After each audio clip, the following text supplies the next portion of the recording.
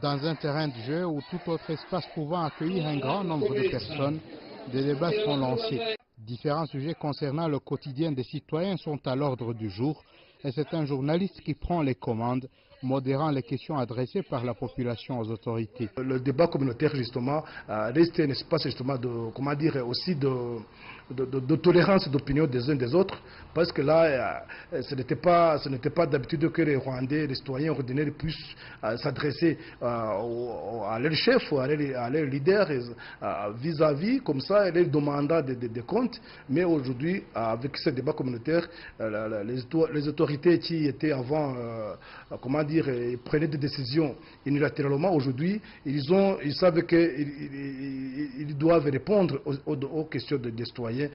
Un modèle qui offre un certain degré de liberté d'expression à la population, alors que l'écart entre le peuple et les autorités est encore grand. Longtemps, le Rwanda a connu le modèle traditionnel, avec des auditeurs appelant les radios pour donner leur opinion lors de certaines émissions. Le nouveau modèle est apprécié par certains Rwandais.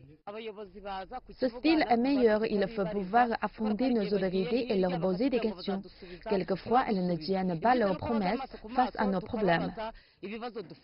Toutefois, certains estiment que ce nouveau modèle est à prendre avec des pincettes.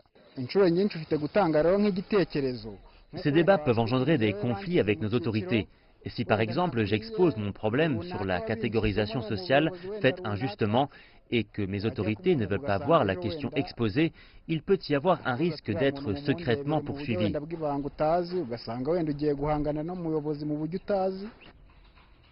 Ce modèle attire cependant l'attention de ceux qui s'intéressent aux médias.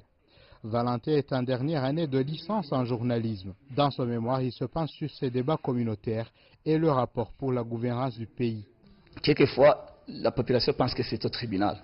En fait, c'est quand les journalistes viennent, c'est un débat, les autorités, je le disais auparavant, la population pense que c'est là où ils vont exposer des problèmes, surtout des problèmes qu'ils pensent que les autorités ne peuvent pas donner des solutions.